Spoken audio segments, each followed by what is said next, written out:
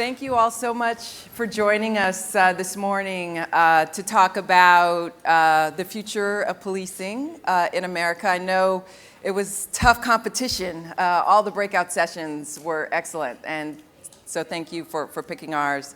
I'm so pleased to be here this morning with some amazing folks who've been thinking a lot about policing issues from various perspectives. Let me start on my far right with introductions, and there are extended bios in the materials that I would encourage you all to look at. I'm just going to briefly introduce folks here in the interest of time. So beginning on my far right, we have Professor Ronnie Dunn, who's at Cleveland State University. And his research areas include looking at issues of racial disparities in the criminal justice system. Recently, he's been involved in discussions about reform of the Cleveland Police Department.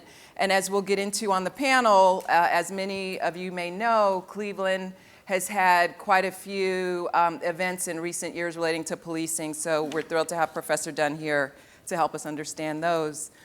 To my right is Chief Dean Esserman. He is the police chief in New Haven for the New Haven Police Department. He also has been, interestingly, an assistant district attorney in Brooklyn, New York. And as some of you may know, Chief Esserman has been just such a pillar in terms of thinking through new strategies for policing, issues of community policing, and I'm sure we'll hear his ideas this morning. It's great to have him here. To my left, I'd like to introduce Jim Bueermann, who is the president of the Police Foundation. At one point, Mr. Bueermann was also a chief Bueermann. He worked for the Redlands Police Department for over 3 decades. And I think one interesting thing about his tenure as chief, he was chief of police and director of housing, recreation, and senior services simultaneously. So this notion of thinking about the proper role of police, I think, is something that, at least in Redlands, there was some creativity there, and we look forward to hearing more about that. And then finally, I want to introduce Anne Milgram from the Arnold Foundation. Anne is the Vice President of Criminal Justice at the Arnold Foundation, and previously was the Attorney General for the state of New Jersey.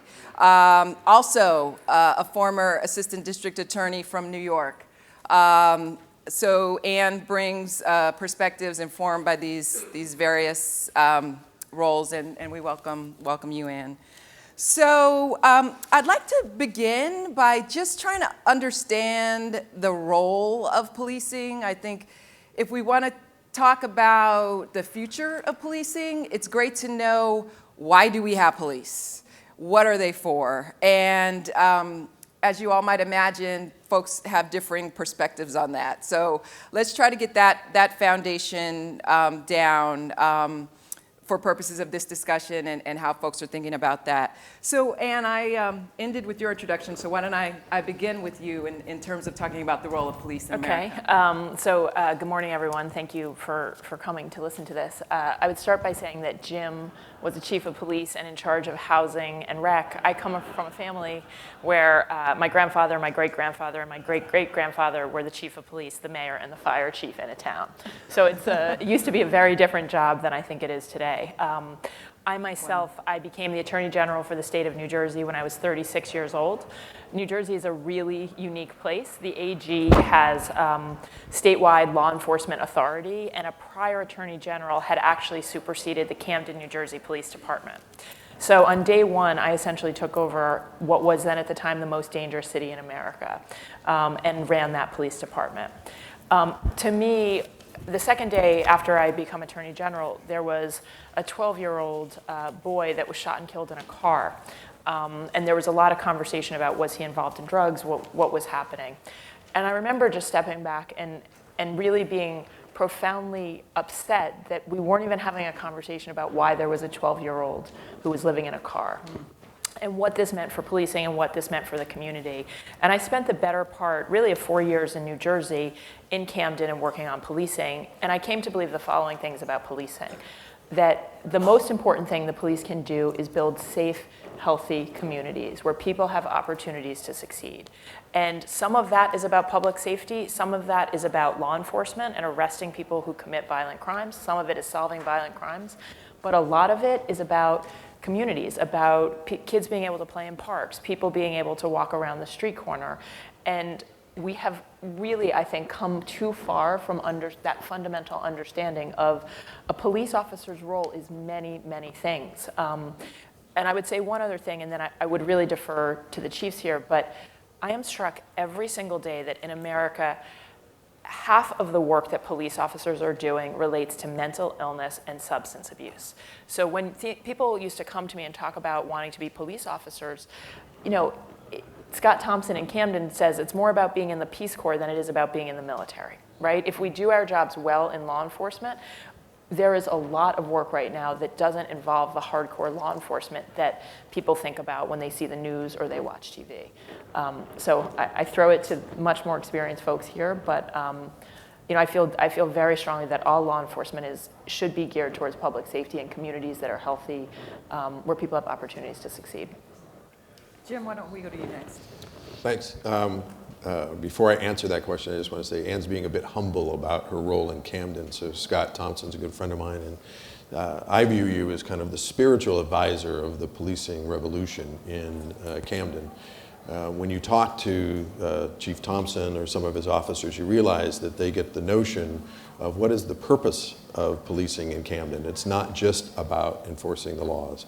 It's really about this notion of transforming a very humble and troubled place to one that where everybody has the opportunity to grow up healthy and safe. And that journey for them has been, I think, nothing short of spiritual. So when we think about policing in the United States, I think we make a significant error when we refer to policing as law enforcement. And I do it all the time, by the way, so I want to be clear about that. That's part of my own vernacular, but I always try to catch myself and use the phrase policing, because when we think that the only thing that the cops do is hold you accountable, write you a ticket, take you to jail, tow your car, or whatever you do, we're in a bad place. Because that's, first of all, that doesn't reflect the true purpose that I think that most people want the police for. But also it is in this bad, and I'll probably say this a lot, bad spiritual place for cops, because the danger of policing, while it is physical, the true danger I maintain is not the physical nature, it's what it does to your heart. It's the cynicism that can build up in the job that makes you, at the end of your career, sometimes not a very nice person. Even your dog doesn't like you, right, when you get done. So that's a bad place to be. In my own agency, I'll only make reference to this because it's been referred to a couple of times. The fact that I was also the Director of Housing and Recreation, Senior Services, Code Enforcement. I was also the Pound Master because we had animal control, which my brother thought was hilarious, by the way, was because we thought our role was not just about enforcing the laws, it was about the quality of life. In fact, we kiddingly refer to ourselves as the Department of Quality of Life, because we saw our role as much greater than just simply enforcing the law. If some of you may have been in here earlier in the discussion about militarization in the police, and if we don't like some of the laws that the police enforce, then it should be very clear we should change those laws, because the police don't make the laws, they control their behavior, but they don't decide that something is legal or illegal, somebody else does that. So I think that there are places in the system that levers we can pull, systems leverage, if you will, that changes the role of the police in communities. And if a community is willing to stand by and say that the role of the police here is simply to write you tickets, tow your cars, take people to jail, then they shouldn't be surprised when they end up in some of the similar circumstances we see up in St. Louis County, Missouri, for instance, where the police are directly connected to revenue generation through the enforcement of laws, which I think is just fundamentally wrong in how we do things. Chief Esserman, how would you answer that question about the role of police? So I'm reminded by my little sister regularly that I didn't go to Yale. I went to Dartmouth. But I now teach at Yale because Yale gave me an appointment when I became the police chief in New Haven. I think more because I was police chief in New Haven than I was Dean Esserman. And I teach a course about the history of policing. In 2011, New Haven celebrated its 150th anniversary as a police department. We're one of the oldest police departments in the nation, right? The problem is we've been policing in New Haven for more than 250 years. So did we get the math wrong because, like my sister, we didn't go to Yale? And what I've come to learn after being an American police chief now for nearly 25 years in 4 American cities is that we lost our way. We don't know our own history. Most people sort of think that though there are 18,000 police departments, there's a national American police force, and we're just wearing different uniforms occupying the cities of America. And most police don't even know their own history. But our history has a lot to do with who we are and where I think we need to head back. So I'll use my few minutes to do that. Before there were police, there were constables. And before there were constables, there was the night watch. And originally, the police were the citizen that night who was just chosen to walk the street with a bell and a staff and a lantern and look out for the community. And the next night, another citizen did that job, and no one was paid. And it was a caretaker job. And later, night watch became constables, and they got paid. And later, they got trained. And only 100 years later did they become organized police departments. So the truth is, we always were part of the community. We were actually community members. But the average American police officer doesn't know that history. Doesn't connect to that history. They connect to the uniform. They connect to the distance and the professionalism and the apartness.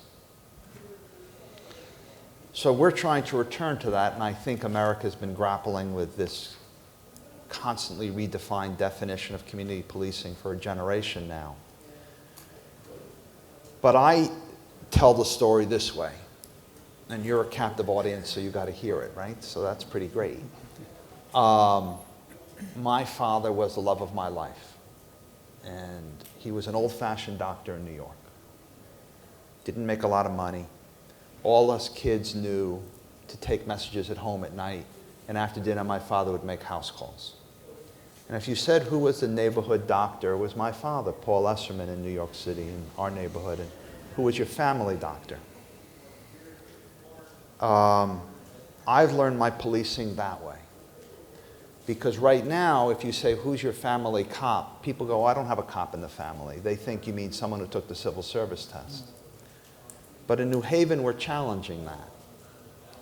So what we're doing is going to that model of who your neighborhood cop is, like who my neighborhood's doctor was.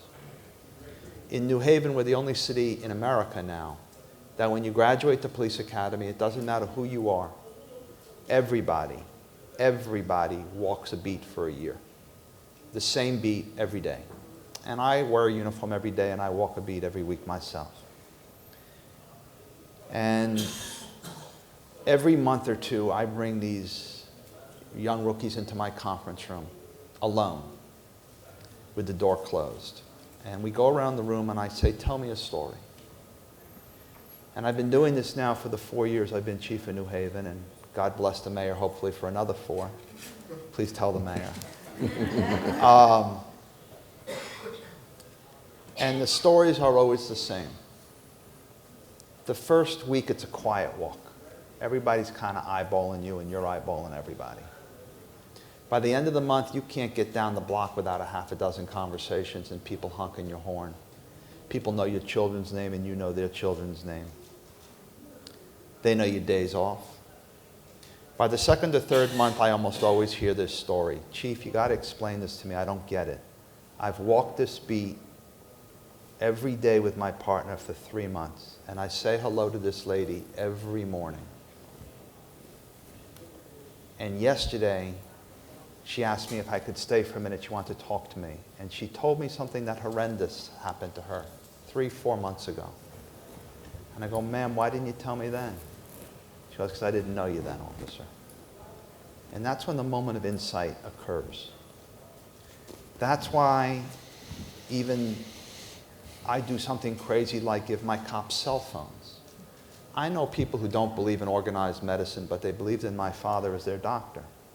I know people who don't believe in the organized church and believe the Dan Brown books about the scandals in the Vatican are all true, but they believe in their parish priest. I know people who don't believe in Congress, it seems everybody, but they believe in their congressman. What we're realizing is we're in the relationship business, and that the only way you get past that barrier of a uniform or a skin color is through relationships. So we have people who don't believe in the New Haven Police Department, and God knows they don't believe in the chief of police, but they believe in their cop. And that's what we're going back to. We're going back to a cop who has to earn their trust in the neighborhood, and that takes time. And we're going back to a time when the community embraces their officer, not necessarily their department, but the person they know. And I'll close with this story. I have 3 children who are my life, which is why I have 3 jobs. And my oldest graduated college, which if you knew him, you'd be as proud and as amazed as me. And got a job in Washington, D.C., which I've come to learn, because I've avoided it my whole life, is the nation's most dangerous city, right? Politically and otherwise. And when he graduated, I bought him a bicycle because I'm an honest police chief and I couldn't afford to buy him a car. And about the 3rd or 4th week, someone stole his bike, clipped the chain on the banister. Who do you think's the first person my son called? Me. Now, how is it the son of an American police chief wouldn't have the instinct to call 911? Because the son of an American police chief wouldn't have an instinct to call 911. Why do we think anyone else does? Reality is you call who you know, and you don't know us anymore.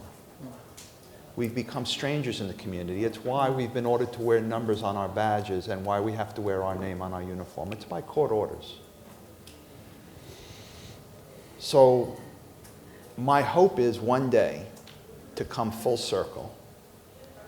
When someone asks some citizen in New Haven, who's your family cop? Who's your neighborhood cop? They're going to know, I don't mean you have a cop in the family who took the civil service test. I mean the officer on your beat, like my father was a neighborhood doctor. And that's going back to where we began, when it was a citizen who had the duty for the night. We are not the military. We are not an army in occupation. There is no American national police force, and there never will be. There are just thousands of local police forces. What we have to do is take it one step further and make it thousands and thousands of local police cops. And that's our New Haven story. And it's great having a captive audience.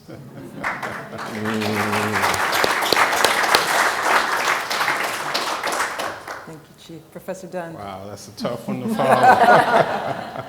Well, first I want to thank the Charles Koch Institute for allowing me to take part in this most relevant and timely and important discussion. The Chief touched on needing to know the history. And there's really nothing I can add to what my fellow panelists have already stated as far as the roles of police. But I think we also there's part of that history that FBI Director James Comey made reference to in the beginning of the year. And that is and it's really pertinent that we understand that in this current moment where we are. And that is the nature of the relationship, the history of the relationship between the communities of color and the police, but particularly the African American community and the police. And the origins of that relationship go all the way back to the slave patrols during slavery. And then we have to keep in mind, even as blacks migrated to the north, the majority of blacks were still in the South prior to the 1950s. So the police played they were the impetus for the oppression, the racial oppression, and carrying out the imperatives of the dominant society at that time. So we need to put all of this history in context, and I think that helps us understand where we are in this current moment. Well, Professor Dunn, let me stay with you.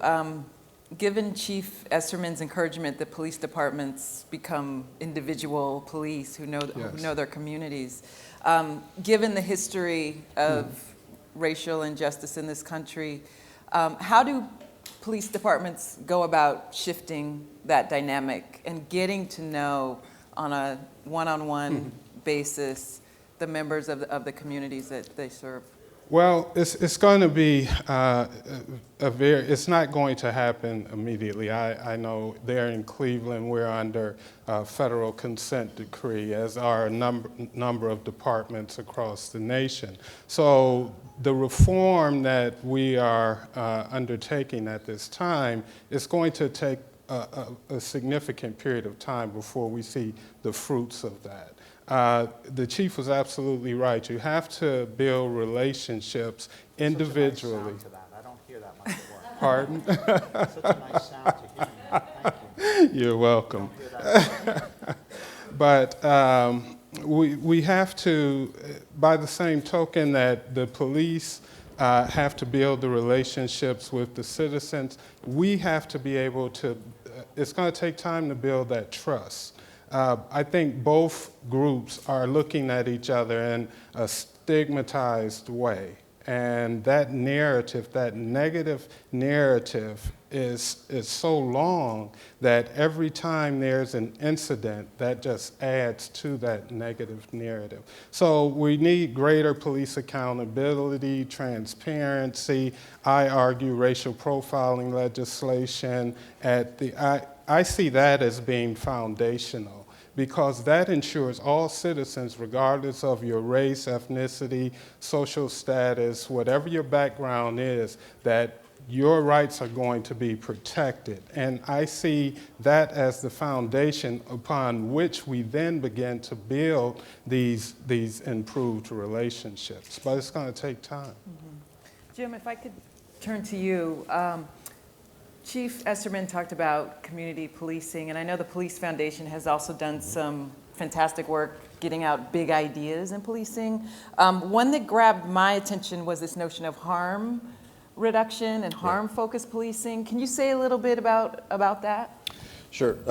So I'll go back again to my experience as a police chief. We didn't combine housing and recreation in the police department because we had nothing better to do. It was based on a evidence-based approach to reducing adolescent problem prevention. It's called risk and protective focused prevention. There's now more than 30 years of longitudinal research around that identifies things called risk factors and protective factors. The risk factors are bad, the protective factors are good. And that particular model focuses on delinquency, substance abuse, violence, dropping out of school, and teen pregnancy. And I would submit certainly the first three of those are in the province of the police. I would suggest to you that the second, or the latter two, are also things the police should be concerned with. We know that early academic failure is a risk factor for young people that translates to involvement in the criminal justice system. I was a cop for a long time, and I can count on one hand the number of academically successful career criminals I've come in contact with. They just don't exist, and there's a huge message there, right? Success in life translates to a reduction in the criminal justice system. Failure in life means you're going to be successful or at least involved in the criminal justice system. So this idea of the purpose of the police, the history of the police, all of this stuff, it kind of gets bound up a little bit into this notion of what do you want the police to do? What is the purpose of, in almost all of your communities, and I don't know where you live, but wherever you live, I almost guarantee you that the majority of your city's general fund goes to public safety. In my city, it was 70%. So 70 cents out of every dollar is going to either police or fire. Wouldn't you want, at least on the policing side, to get the biggest bang for your buck that you can, and not simply a hook and book mentality, but one that reduces harm in the community? So the way we identified harm, the credo in our department was controlling crime before it occurs. That drove everything. That was our strategic purpose, drove everything we did. That means it was about prevention and identifying the things that put young people and families at risk and try to identify those and reduce them. And I can get really technical, but we don't have time for that. And I think this notion of harm reduction speaks to this broader purpose of the police that I would at least hope that cops in this country at least are considering about, why am I here? Why did somebody give me the honor of being a guardian in this community?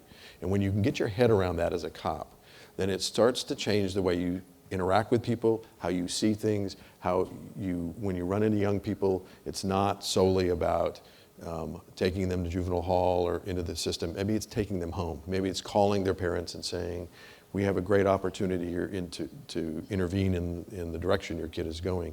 Can you take an arrest if that's what you have to do and turn that into a life-altering experience for the good, not a life-altering experience for the bad? But you have to get your head around the notion that harm is bad and you can reduce harm and create a better model for everybody to live in.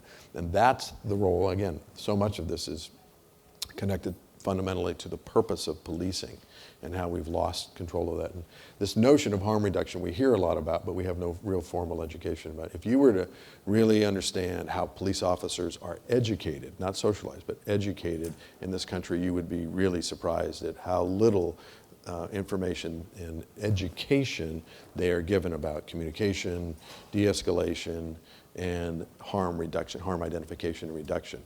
So I think that part of what we need to do to get to this notion of harm identification reduction on the part of the police is give police officers in this country a different way to think about it. So it's like cognitive behavior therapy for the cops, okay? If you understand what that is. You think differently about the role and what we do. And you, in your opening comments, talked about this idea of building safe and healthy communities as the objective for police.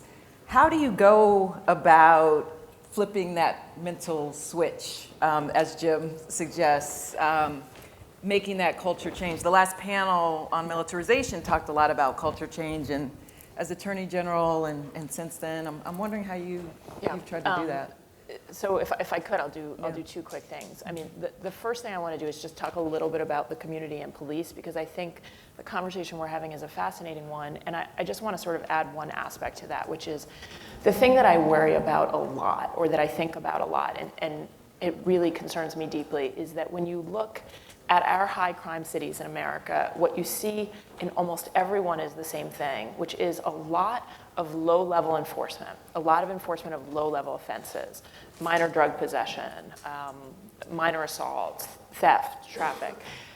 And then what you don't see is a lot of case clearance of serious violent crime, right? So if you think about the communities for a minute, and there are countless examples, but the sort of clearance rate for serious violent crime in our country in 2013 was something like 25%, right? So in most American cities, you're talking about major American crime-ridden cities, you're talking about homicides and violent crime being cleared at rates of 20 to 25%. All that means is that someone's arrested. That means if you live in a community that 75 or 80% of those crimes are never solved, the serious crimes. So if you think about living in communities and you've got a lot of low-level enforcement, so the officers are there, but they're doing the street corner stuff, they're doing the low-level stuff, they're giving people criminal history records on very minor offenses constantly, and then your next-door neighbor is shot or your brother is killed and you can't find an officer to solve that crime. To me, that is a huge underlying part of this conversation that we're not really having yet, and that we really need to start as a country having. I agree with Jim. The number one priority is to prevent crime. Number two, in terms of the enforcement activities, but number two has to be to solve it. And I think we're failing miserably in many American cities based on that. In terms of how do you flip the switch, I'll tell you the things that I see right now that I think are the most interesting things are the things that I talk about as alternatives to arrest. Right? Law enforcement has opportunities to arrest or not arrest. There are programs like the Seattle LEAD program, Law Enforcement Assisted Diversion. At the foundation, we just did an evaluation. We found that, and essentially what they do is they take people these people have long records. They are not skimming off the top. There are people who have committed prostitution offenses, drug offenses, even drug sale offenses, and they basically take them into an alternative path. There is no criminal record that comes from that particular arrest, and they're given wraparound services. And so it might mean help with housing, it might mean behavioral health, substance abuse, addiction. That group of people has a 60% lower recidivism rate than people who go through the system as normal. right? That's extraordinary. Like, those results are extraordinary. But more than that, it has changed the way that the police and the prosecutors see people in the community. So the magic in it isn't just the fact that you're lowering crime and recidivism. The magic is also that you're sending cops out and saying, look, we want to actually reduce crime. We want to improve communities. We want people to be healthy and have access to all these services that we know they need. And you're flipping the way people see the system. And we're seeing that that may be the most transformational part of the programs that I call alternatives to arrest. And Jim, if I could stay on this side, one of the things that you observed is that when we talk about policing, and the 18,000 number has come up, 18,000 different police forces in this country, there are differences between settings, urban settings, rural settings. Can you say a little bit about those different dynamics and how different settings can learn from the other, even though they're quite different in terms of the number of people who are involved and how spread out they are, Right. all that stuff? The challenge of American policing is that there's no national coherence, to be honest with you. It's different. There's 50 different models based on the state laws. And then within those states, you have differences between urban, suburban, and rural policing. And so it's a different experience at different places. Much like a supertanker differs from a speedboat, right, in terms of cultural change or how we see things. So it is very difficult first of all, the federal government can't mandate this, so that's not going to happen there. State legislatures can be very helpful or harmful depending on what they want to do at the state level, and that's probably where a lot of this is going to happen. I'm very optimistic and very bullish about policing in America, even though we're going through some tough times. I believe that all true learning comes outside of our comfort zones, and if I was still running and working out like I did many years ago, then I would remind myself that no pain, no gain, right? So that this stuff that we're going through now is difficult, but these challenges I view as opportunities for us to learn from each other about where we're going. The problem comes when we define, if I was a suburban police chief, when I look at what happens in New York or Chicago or Philadelphia and say that's big urban city policing, has no relevance to me and what I do in Redlands, California, then I've made a mistake, because there are things that we can pull from this to expand our knowledge base that are applicable. You just have to fine tune them. Dean was talking about foot patrols, for instance. Very difficult to do in my community the way they're doing it for a variety of reasons, the sprawl of the city, but also our staffing levels, because we'd have 4 cops on duty for 80,000 people in 40 square miles. So you're not really going to easily do foot patrol. So we decided that the operative notion there is this communication. So we got segways. You know what these things are? These weird little, and those are great icebreakers. It's like having wheels on your feet, and so you can zip along. It made some of that more practical for us, but it also removed this metal and glass shell around us called a car that is an obstacle to us getting to know people and there's other kinds of things you can do as long as we get our head around the fact that we can learn from that to improve. And I think this transcends not only operational issues from big policing, but it also transcends where we all come from. The professor was talking about slave patrols. You may not have noticed, but I'm a middle-aged white guy.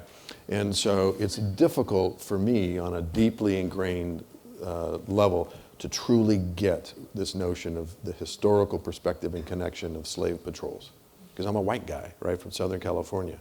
But if I listen to that and try to understand what does that mean, and I naively listen to that, that changes how I think. And I think that ultimately this is, for policing, we need to think differently about how we train police leaders around cultural change and all those things. So this is, again, how I mentioned earlier about thinking differently. There are mechanisms we can do. There are levers we can pull. We can, in fact, do this. This is imminently doable.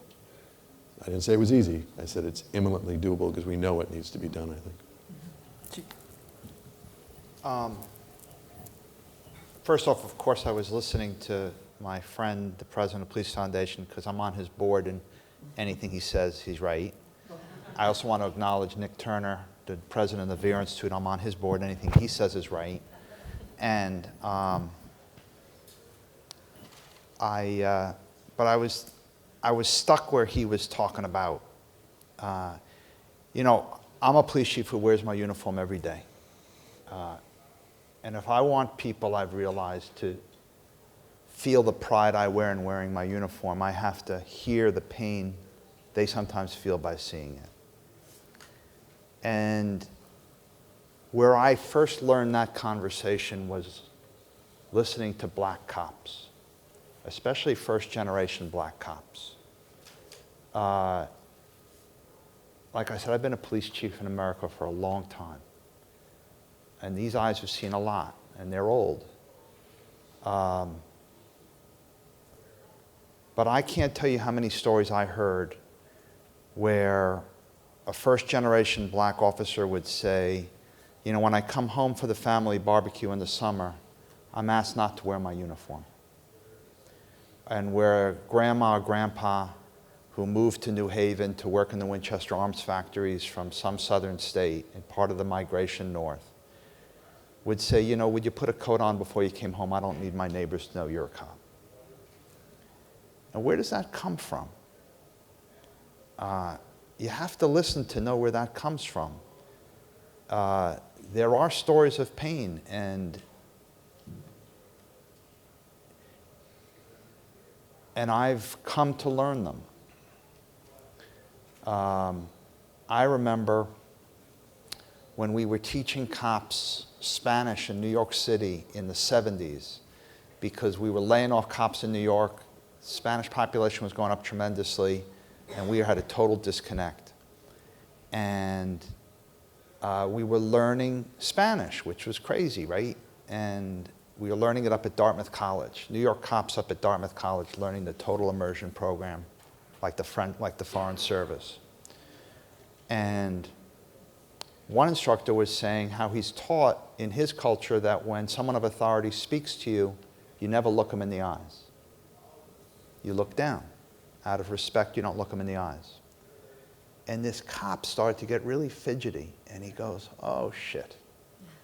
Oh, God, I hope that's not recorded. Oh, sorry. He used to slap kids in the head when he would stop them in New York if they weren't looking at him to pay attention. He had no idea they were doing what his parents taught them to do, right? So that uniform over time, I do believe can be embraced and accepted by a community, even a community that's been on the wrong side of that uniform and been treated with abuse. You can get past that uniform. It's hard to hate up close, but you have to first acknowledge it. And I've come to believe this argument, I'm at Yale Law School with Tracy Mears and Tom Tyler and the real big shots, right? And right, there's a new word in the vocabulary. All of a sudden, everything is about legitimacy this, legitimacy that, And, but what it means to me is that the badge of office and the uniform doesn't confer legitimacy automatically anymore. It's the person in that uniform who's got to earn it. And they bring legitimacy to the badge and the uniform. The uniform and the badge don't bring legitimacy to them. But that can work. And you can get past those stories. And you can really develop a relationship of trust. But first, you got to hear it. And I really agree with you. Someone said go back and look at those photos of a lot of the lynchings down south. And most of them were handcuffed when they're hanging from those trees. And I think those were police and sheriff's handcuffs. And I think those memories last a long time. So we're on a journey in New Haven, I assume. I hope. I am too. And I think we're getting there. I know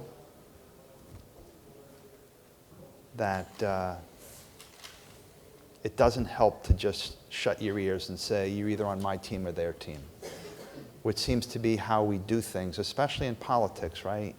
It seems to become a gladiator sport. And if you're on one team, you're an automatic enemy of the other team. So I'm glad you said that, because it's hard to admit and acknowledge, but there's some truth to it.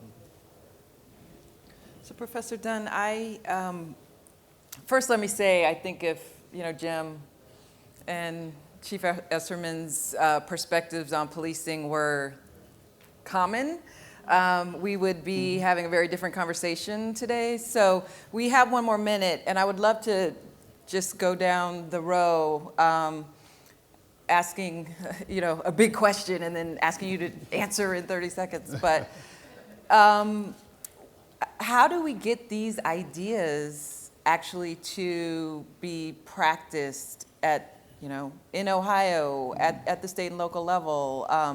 How do you get other police chiefs to adopt it? How do you get line cops to adopt it? Professor Dunn, I feel like the references to lynchings, I mean, you can refer to references to the video of 12-year-old Tamir Rice. Yes. I mean, there are much more recent examples of what Chief Esserman is describing. So how do we get these ideas out there? Well, first let me say I didn't raise the issue of slavery to keep us stuck in the past, but just to put where we are in this current moment within historical context and help.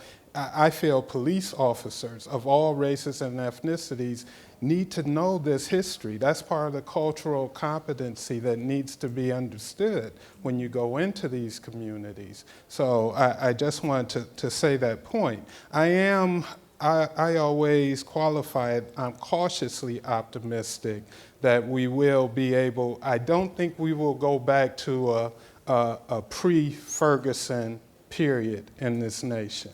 I don't think we can at this point. I think we've reached a critical tipping point, and the police as a profession, and they are doing a lot of internal introspection as society is looking at the police with intense scrutiny. So I think, for example, in Ohio, the governor established a statewide task force, and we're implementing statewide standards and policies, model policies, best practices. Thus far, we've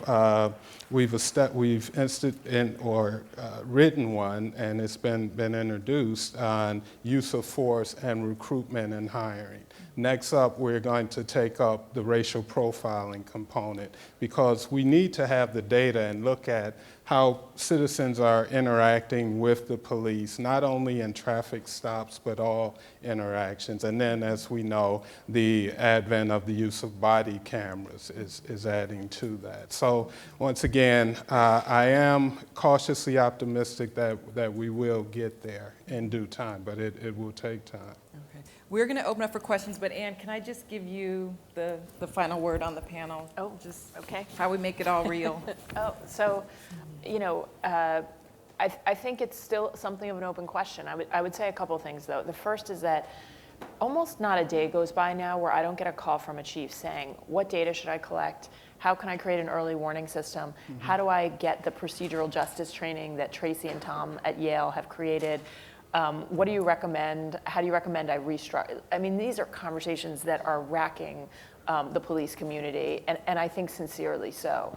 So I think the challenge for all of us is how do we take that opportunity and think about things like body-worn cameras, things like legitimacy training, records on use of force, but also things like Jim mentioned that I'm particularly focused on crisis intervention training. How do we teach officers to de-escalate situations instead of escalating them? So I can't give you, I wish I could say, and I always worry that sometimes we sit in these meetings and they have something of a Star Trek quality, which is like the Captain Kirk make it so. And I've yet to see that actually happen. But I think that's what we should all be talking about together, which is we have a lot of the pieces that are coming together, and a lot of the conversation I think is really phenomenal. And the question is now, how do we get to the next step? We do support the major city chiefs. We do support the International Association of Chiefs of Police. We have a number of projects that are going, but it's just the beginning of thinking about how we do this better.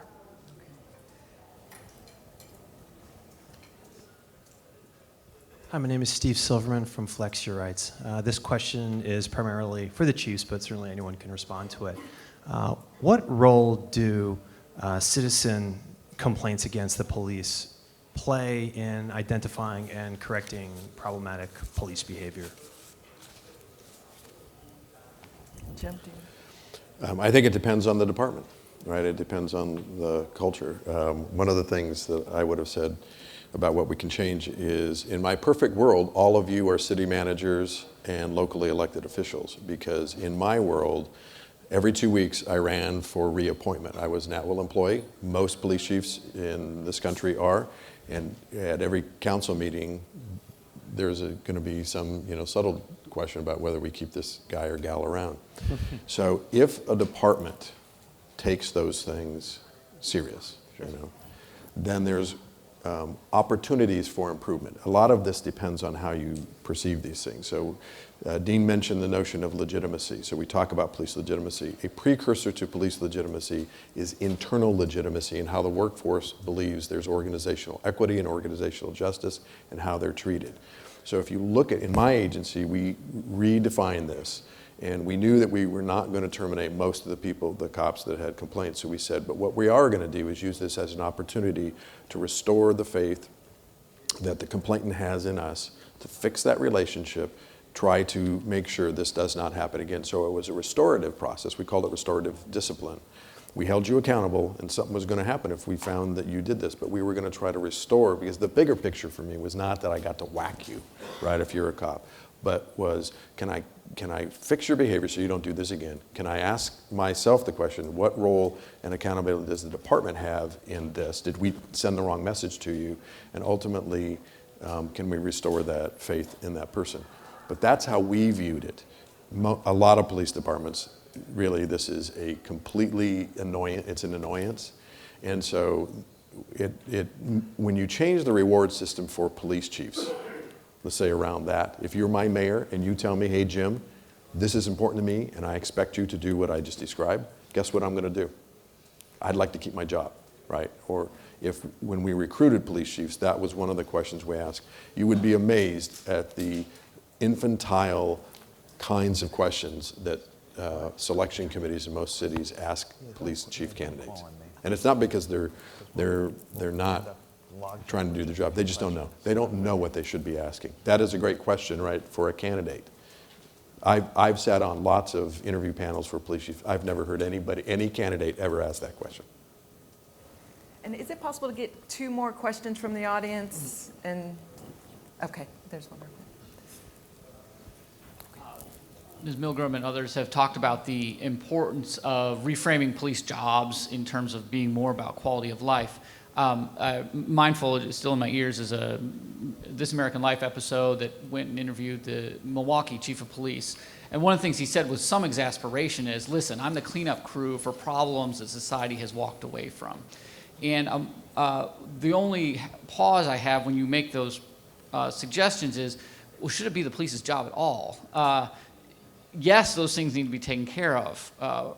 Dealing with youth that have problems or dealing with mental health issues or drug abuse, like all those things need to be addressed, but where's the balance between making cops into social workers and just providing other things in the community? So if I could. And can I just get yeah, one more please. question from the floor, and then I'm we'll... going to be super fast, too. You There's got a question. Yeah, and then right here. Yeah. Thank you. My name is Sahar Aziz. I'm a law professor at Texas A&M School of Law. So when the high-profile cases of alleged, or I think proven to some extent, police excessive force were in the media, many of the police officers were they were of various races. There were African-American police officers as well as white police officers that were accused of excessive force. So that brought to the forefront the impact of diversifying police forces and whether that is a proposed solution that is effective and why we are seeing the same abusive practices notwithstanding the racial diversification of the police force. And what does that tell us about the root cause of the problem insofar as racialized excessive force? Okay, thank you. So Ann, why don't you answer the question about resources and where they should go, and then Chief, you can take the question about diversity of forces. So I think it's a great question, because I think if you asked anyone in an ideal world what the world would be, it would not be police officers providing social services. But I think, and I really think we cannot underestimate how frequently that is the point of contact for people in the community. It just is. And that a lot of these things come up when arrests are made. And so my view is that, I wish, and I felt this way when I was AG, I wish I could have created the ideal world. I had to play in the world in which we live. And the bottom line is that today we live in a world where officers have to be a conduit to social services and to other resources. I will tell you this, and I don't know if we've released this data publicly or not, but we've combined crime and healthcare data in a jurisdiction. And what we found is an incredible overlap between super utilizers of emergency rooms and super utilizers of the criminal justice system. And then you see the maps of the individuals, and you see how many touches they had. And we've now combined education data, truancy touches, healthcare touches, and then the crime is here, right? So as a society, there are a lot of intervention points that we are currently missing, and we all have to be a lot better and a lot more thoughtful about where those come in and how we can do a better job so it doesn't end up on the doorfront of policing. But right now it is, and so I wish the world were as you described. As long as it is what it is, I think police officers have to acknowledge and figure this out. So to answer your question, first I'll support what the former Attorney General said, because she's very smart and observes well and did a lot. And if any cop knew what they thought they were getting into versus what they were getting into, I mean, I've delivered 9 babies, and none of them were my own. And it's amazing, but we've sort of become the agency of last resort. We get called for everything. And we're always going to come. And it is true, the amount of stuff that we get involved in with mental health and drug addiction and just pain and social dislocation and kids with their families. And so I don't know if the right answer is to stop us from doing it because we're the wrong people, or whether it's to just train us more and recognize we are the right people. We just thought we were getting into the wrong job, that we do to see simply us as enforcers of the law is to miss the point of what we spend the majority of our time doing and maybe what the community needs us to do. And the greatest example I like to tell is, policemen go to the hospital more than firemen for smoke inhalation, because we're there first before the fire trucks get there. We deliver more babies than paramedics do. Maybe we need to either get us away from some of that business, or maybe we need to broaden our job description. I don't know, but I know you're observing it right. As far as the diversity thing goes, right, that was your question? I know I took advantage. I don't care, you hire black, white, man, woman, they all turn blue. They really do. And they really do because we hire you for life. We take young people. Most of them these days have never had a job in their life full-time before they became a cop. And we hire some great consultants and do some training that at least we think is good. I don't think it really is in the academy. But the socializing forces are inexorable, that grind you down to be blue. Completely grind you down to be blue. And they say the old America of Ford and General Motors and Chrysler are dead, but the old America of policing is still the same. You got one job for life. You're in it for life. You're in a suspended state of animation for life because you're given something that no one else has, and it's called Master Badge. And that is something that you never leaves your pocket on vacation at Disney World, excuse me, General, but on the highway in New Jersey Turnpike to get out of a ticket. It is your identity. What you do is who you become. So, you make a very interesting observation, which I've struggled with and grappled with for a very long time. And I think there are 2 answers. One is, this line out of Antigone when Sophocles wrote, power reveals the man. We give young people enormous power, and we give it to them too young, And it doesn't just reveal who they are, it creates who they are. Because they don't think the law and the life they work at during the day applies to them. It only applies to the people that they're working on.